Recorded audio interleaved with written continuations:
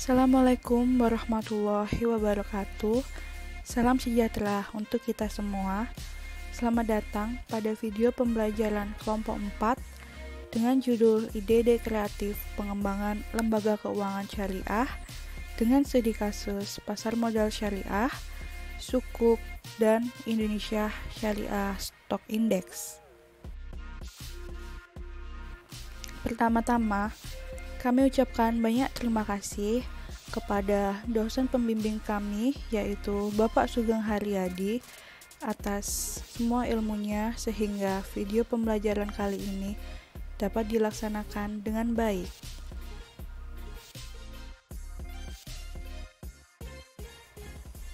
Masuk kepada profil anggota. Yang pertama ada Wulani Krista, yang kedua ada Amanda Dia, yang ketiga ada Grace Felicia.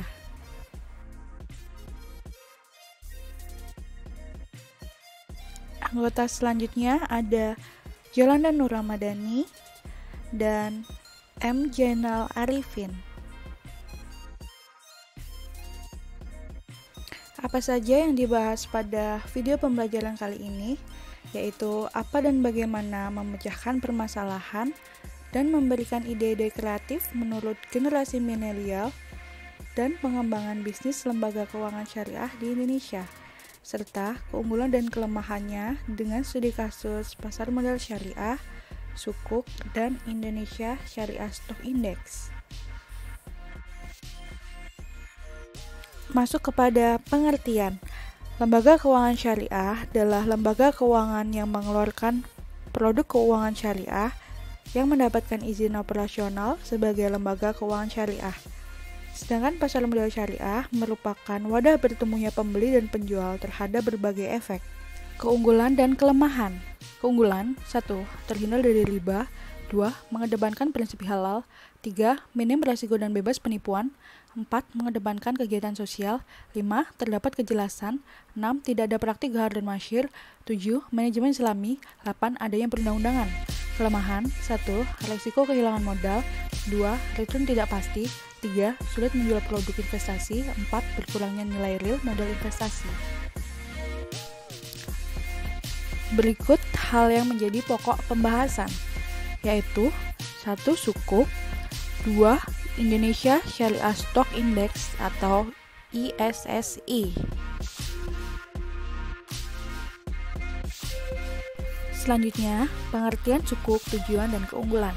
Pengertian, sukuk merupakan bukti klaim kepemilikan terhadap aset yang menjadi dasar penerbitan sukuk.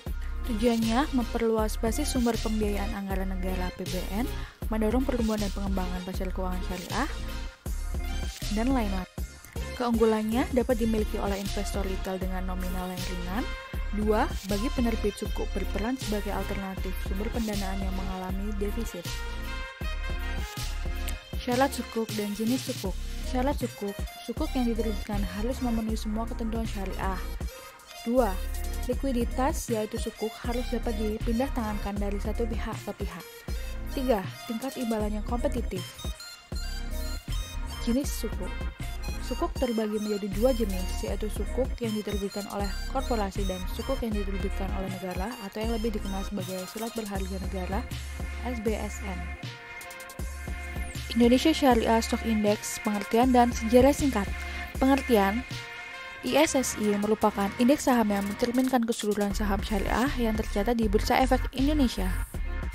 Sejarah singkatnya, ISSI diluncurkan pada tanggal 12 Mei 2011 dengan indeks komposit saham syariah yang tercatat di BI.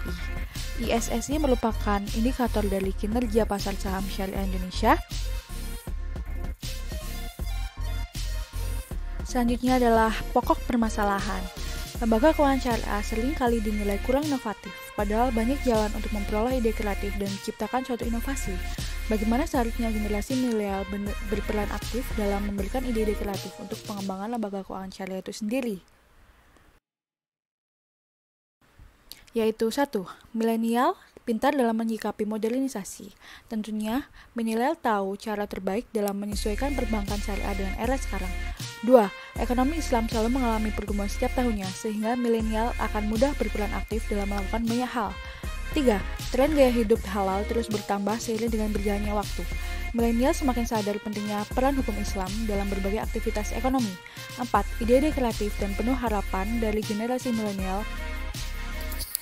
Kesimpulan dari semua ini, lembaga keuangan syariah mengeluarkan produk keuangan syariah yang mendapatkan izin operasional, sedangkan pasar modal syariah merupakan wadah bertemunya pembeli dan penjual terhadap berbagai efek. Dan dari peran dari generasi milenial sendiri diharapkan dapat merealisasikan potensi Indonesia menjadi pusat ekonomi dan keuangan syariah. Selain itu, peran milenial ini bisa menjadi entrepreneur muda industri halal maupun menjadi investor. Sekian dari kami, terima kasih.